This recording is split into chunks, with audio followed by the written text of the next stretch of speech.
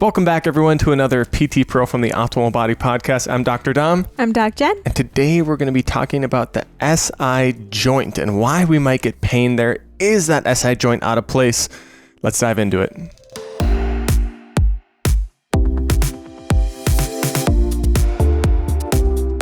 So this is actually the second time that we're going to be talking about the SI joint. We did it way back in episode 36 of the podcast, which I believe we also have a YouTube highlight for that you can check out. But really diving into this, I think, is so important because the messaging we always get is a little bit dissynergistic from what's actually going on and why we get this pain. Before we dive into that, though, I want to ask all of you to please comment below. Have you ever had SI joint pain? Have you ever had someone tell you your SI joint is out of place? While you're hitting those comments, please click the subscribe button and the notification bell because we have so many of these videos that come out. In the comments, you can also let us know if there's any specific topics that you want us to cover with one of these videos because we're always looking for new great topics to bring you.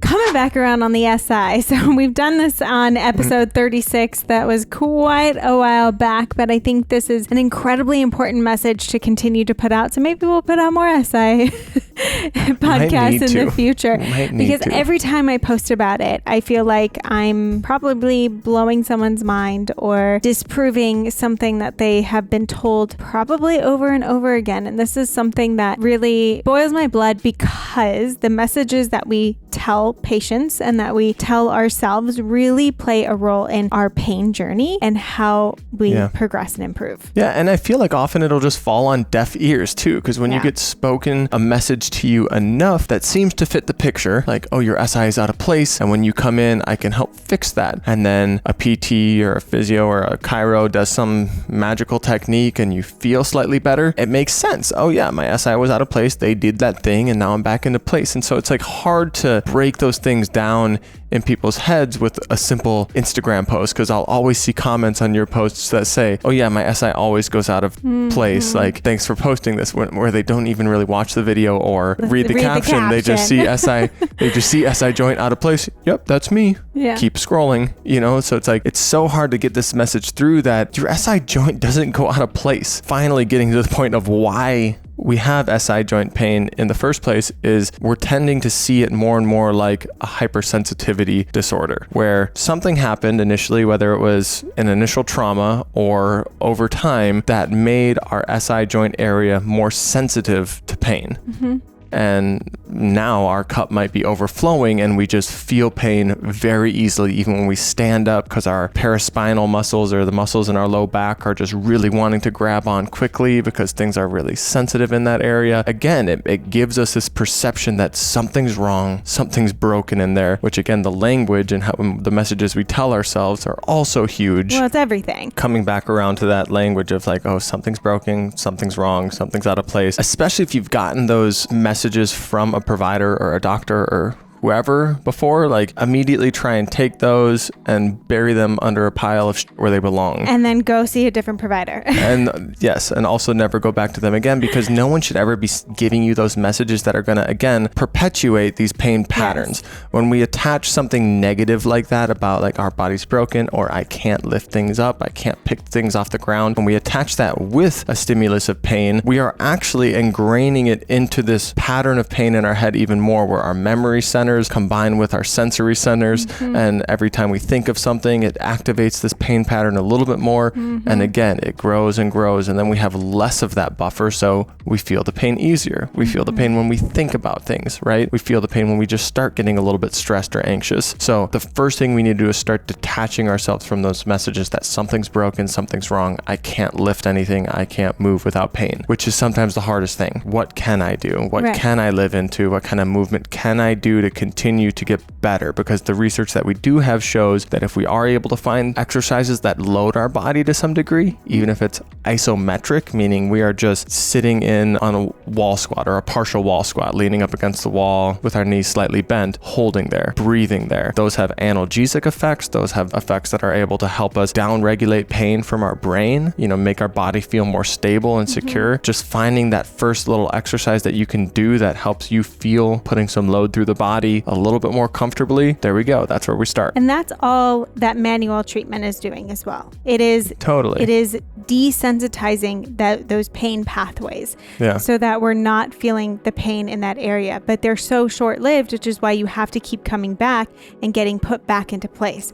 But it's just not the reality. Really, a lot of these techniques can be a great way to calm the system down, which is often the first step, especially in something like this, which is a hypersensitivity issue. Calm down, right? And that's what those techniques do well. They don't put things back into place. They calm the nervous system down for a short period of time. So once they're calmed down, then what do? We find the easy exercises that help our body find stability and feel safety, whether that is doing some breath work and finding stability in your rib cage, doing, reassociating yourself with that pelvis, because often when we get pain in our low back or pain in our pelvis, we start to lose track of understanding where that pelvic tilt is. So doing breath work, laying on your back and just doing light pelvic tucks, that can be a great way to start activating through our rib cage, our core, our pelvic floor, and connecting it with breath, which can also kind of pedal down that nervous system a little bit. 100%. If we just did some long, slow exhales and understood where we're breathing from in that rib cage, which we've talked about so many times, and then we combine that with some slow movement or even mobility. So yes, getting back into that pelvic awareness is a great place to start. And then maybe we want to reduce some of the tension that is building up into that pelvis. So we want to get into maybe some hip 90-90 and stretch into those glutes a little bit. Use the breath with the down regulation to help reduce some of those symptoms and take pressure and tension off of a super tense or tight SI area, especially if it's had the message over and over again. And then kind of being able to reintroduce yourself to a lot of the muscles that surround the SI in whatever way that might be. But, we've got our glutes on the back, we've got our glutes on the sides of our hips, quads that run on the front of our body. So how can we start to get activation in those, along with, we already mentioned bringing in the core a little bit, but connecting that core stability with some movement of the legs? Yeah. So like our inner core support. So how Dom talked about, starting to understand our breath and our pelvic floor. It's something that we don't really have awareness of. And even if your pelvic floor is tight, we're not getting good feedback then from that area. So maybe we start to relax tension in the pelvic floor before we start to build some stability in that pelvic floor and transverse abdominis area.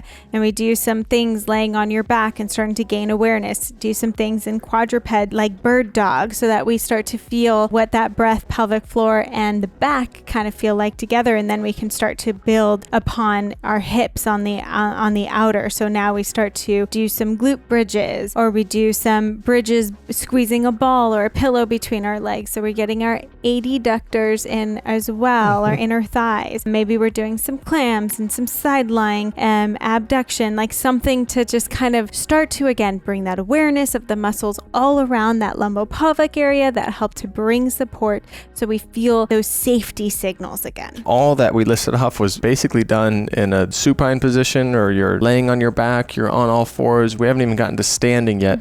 So a lot of these can be relatively comfortable to do, even if you are in more of a hyper irritable place, to just start to explore that movement again, reintroduce yourself to your body. And that's when we start getting back into standing positions and kind of touching into some of the things that may have initially triggered symptoms in us, like doing a squat, like you're going to go and pick something up from the ground, but maybe just starting with partial squats, where you have something behind you that you can kind of sit back to, tap your butt on, and then stand back up. Getting into a lunge, but maybe you're holding on to something to start, holding onto the back of a chair, lunging down like you're going to tie your shoe or something, and then standing back up. Things that are kind of functional that can get us going towards some of those patterns that may have initially irritated things, but bringing with us all the amazing core support and breath work and safety and stability that we found from those first layers of exercises. Yeah, and this isn't to say that if you have a weak core, then you're going to have SI pain, or that's the reason you have SI pain. Or if you have weak glutes, that's the reason you have SI pain. There's not one exercise program, there's not one thing to do. It's just starting a low level, proving to yourself that you feel good here, it's okay, it's safe, and I can start to load and progress it. Maybe I can start to do squats and lunges a little bit lower or without holding on to something, or maybe I can start adding weight and load. Like, this is how we start to then progress things. And then I think we really do want to, especially in the beginning of this rehab journey, just starting to pay attention to, what do I do on a normal day-to-day basis? Am I always standing on one leg? Or can I, reorient myself into standing on two legs and see how that feels rather than always shifting side to side? Or if I'm sitting, am I always sitting with my tailbone tucked under me? Or can I sit more on top of my sit bones? Can I find where those sit bones actually are? Can I find a better chair that helps me sit more on top of my sit bones? And can I find time throughout those sitting periods to stand up, march my knees kind of high, extend at the hips, lay down and activate some of those muscles in bridges or in side-lying hip abduction that you aren't activating when you're sitting for long stretches. So reducing the amount of static postures and increasing the amount that you can be dynamic throughout your day and sitting in one position for less than 20 minutes, 30 minutes max. Like, how can we start to live lives like that are a little more dynamic? Because then we're not going to stand up suddenly and have our body feel unsafe because we've been sitting for hours at a time. And then we try to jump up and run into our day and get surprised that when we go and pick up our 40-year-old, when we go and pick up our 40-pound child, that our body freaks out. But I've been sitting and working all day. When have I prepared my body to come home and pick up my kid? Yeah. How can we start to live more dynamic lives so that we can feel the way that we want to? Thank you so much for sticking around. I hope that helped to realize that SI pain doesn't have to be so scary. It's so simple to start to rebuild it, calm it down, build it back up. And if you have any questions about anything we said, please drop them in the comments. We want to hear from you. What have you done that you found effective and really helps in improving your SI pain? Or what are you going to do moving forward now that you've heard this?